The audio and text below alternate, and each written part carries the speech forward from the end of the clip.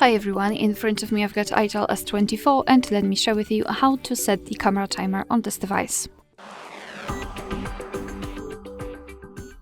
So let's start with opening the camera app.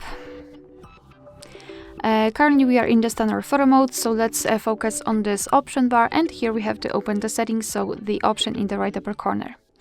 Now let's scroll to find the timer option, and as you can see we've got 4 different options, so off, 3, 5 and 10 seconds delay.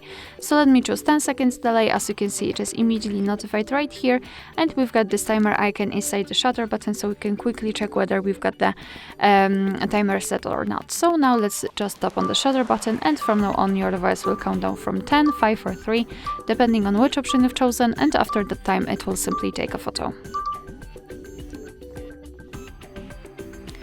Alright, so if you want to, you can also turn off the timer.